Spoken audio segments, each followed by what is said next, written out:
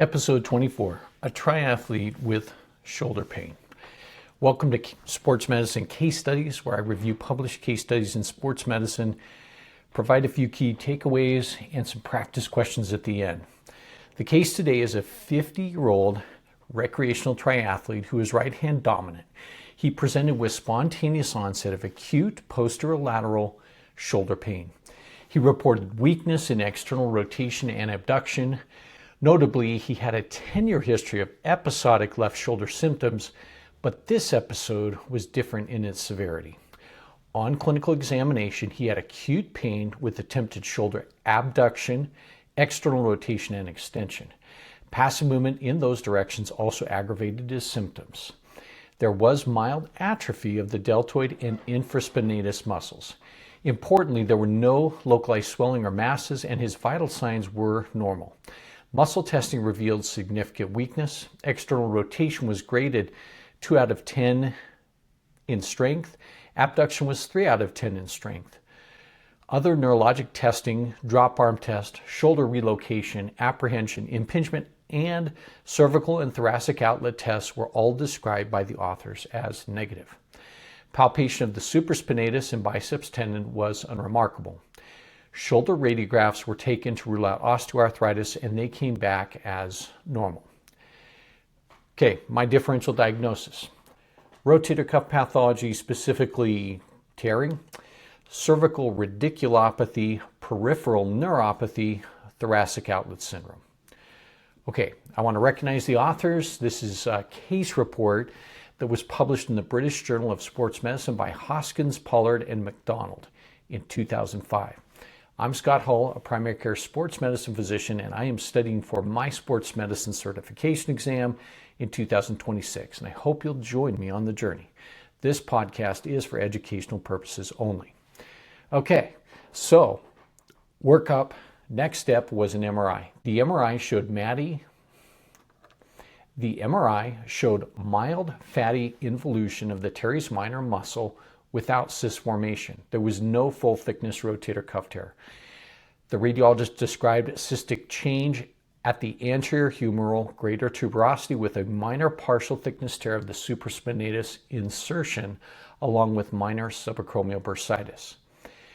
Critically, although no direct abnormality was visible within the quadrilateral space, selective fatty atrophy of the teres minor is a distinctive MRI finding that strongly suggests quadrilateral space syndrome. This appearance, combined with the clinical picture, led the authors to a diagnosis of quadrilateral space syndrome. Initial management was conservative with physical therapy. The physical therapy protocol involved local massage, active soft tissue release techniques directed at the quadrilateral space, mobilization of the humerus into internal rotation, and other shoulder mobilizations targeting a tight posterior capsule. The patient was also instructed to stretch into horizontal adduction and internal rotation. After 2 weeks, the examiners noticed increased atrophy of the infraspinatus and deltoid. At this point, active shoulder range of motion exercises and posterior rotator cuff strengthening were introduced, starting with isometric exercises. By 4 weeks, strengthening had progressed to concentric exercises with a resistance band.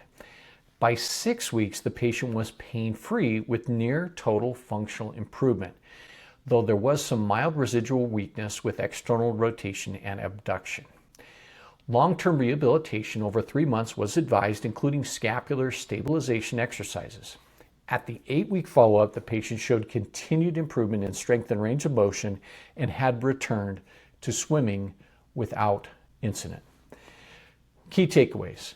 The quadrilateral space is an anatomic space in the posterior shoulder bounded by 4 structures: the teres minor superiorly, the teres major inferiorly, the long head of the triceps medially, and the surgical neck of the humerus laterally. One way I use to recreate the quadrilateral space using my hands is to make the rabbit ear sign. If I slide the 2 fingers of my right hand between the two fingers of my left hand, I can recreate the quadrilateral space, which I will show you on this picture. The quadrilateral space contains the axillary nerve and the posterior circumflex humeral artery. Quadrilateral space syndrome occurs where the axillary nerve or the artery are compressed when they traverse the space. It is a relatively rare condition, most commonly caused by fibrous bands, those space-occupying lesions, and hypertrophy of muscular borders or trauma can also be implicated. The syndrome is characterized by poorly localized shoulder pain and paresthesias over the lateral shoulder and arm in a non-dermatomal pattern. It tends to be aggravated by shoulder abduction and external rotation. Point tenderness over the quadrilateral space posteriorly is typically present. This diagnosis can be challenging as there's no definitive diagnostic imaging, but the MRI often demonstrates selective atrophy of the teres minor muscle, as in the case I just described, which is highly suggestive of the syndrome in the appropriate clinical setting. Using a diagnostic lidocaine block of the axillary nerve within the quadrilateral space to provide pain relief can be one useful diagnostic tool. Conservative management, including anti-inflammatories, activity modification, and especially physical therapy, is recommended. Surgical intervention can be considered, and there are small case series which have shown good outcomes with surgical decompression, including resolution of pain and return to athletic activities. Okay, a couple of questions for you. A 28-year-old competitive volleyball player presents with poorly localized right posterior shoulder pain that worsens during overhead serving. On examination, there is point tenderness over the posterior shoulder inferior to the posterior deltoid, and pain is reproduced with forced abduction and external rotation. Mild atrophy of the teres minor is noted. Strength testing reveals 4 out of 5 weakness in shoulder external rotation and abduction. Rotator cuff and impingement tests are normal. Which of the following is the most appropriate next step in the diagnosis? A, EMG and nerve conduction studies. B, MRI of the shoulder. C, subclavian arteriography with arm in neutral position. D, diagnostic ultrasound of the rotator cuff. E, CT angiography of the chest. The answer is B, an MRI of the shoulder. This is the preferred initial imaging modality for suspected quadrilateral space syndrome. The characteristic finding is fatty atrophy of the teres minor muscle. The MRI can also help exclude other coincidental pathologies such as rotator cuff tears and labral abnormalities that could potentially mimic quadrilateral space syndrome. EMG produces inconsistent results and is considered nonspecific. Arteriography has questionable validity as posterior humeral circumflex artery occlusion has been observed in many asymptomatic controls. Okay. Question 2. A 35-year-old recreational tennis player is diagnosed with quadrilateral space syndrome based on clinical examination and MRI findings of selective fat atrophy of the teres minor muscle. She has had symptoms for 6 weeks. Which of the following is the most appropriate initial management?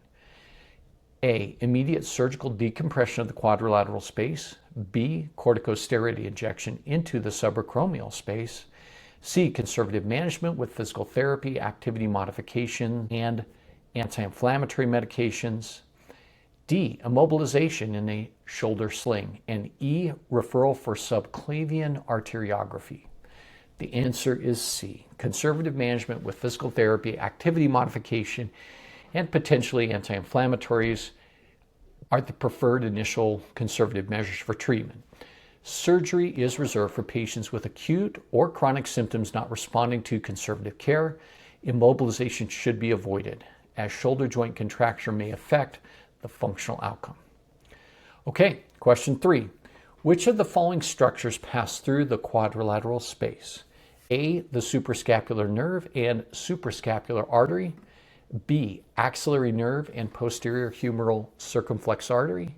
C, long thoracic nerve and long thoracic artery. D, radial nerve and profunda brachii artery. E, musculocutaneous nerve. and brachial artery? The answer is B, the axillary nerve and posterior humeral circumflex artery. They pass through this space, and I'll review the anatomy again so you guys can hopefully remember this because I'm going to get it on my test. Okay, question 4. 42-year-old male baseball player presents with chronic posterior shoulder pain and paresthesias radiating to the lateral arm in a non-dermatomal pattern. This athlete is a pitcher. Examination reveals point tenderness over the quadrilateral space and weakness of the deltoid and teres minor muscles. MRI shows fatty infiltration of the teres minor without evidence of rotator cuff tear or significant labral pathology. Which of the following is the most likely mechanism of injury in this patient? A, acute anterior shoulder dislocation with axillary nerve traction. B, compression of the neurovascular bundle by fibrous bands or muscular hypertrophy. C, direct trauma to the surgical neck of the humerus. D, cervical radiculopathy at the C5-6 level. E, thoracic outlet syndrome with brachial plexus compression.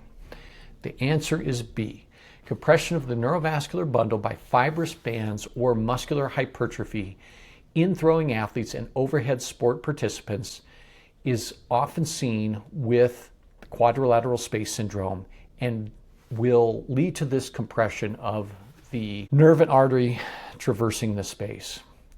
The mechanism is well documented in throwing athletes, tennis players, and volleyball players. Acute dislocation and direct trauma are less common causes in this clinical context. Thank you. We'll see you next time.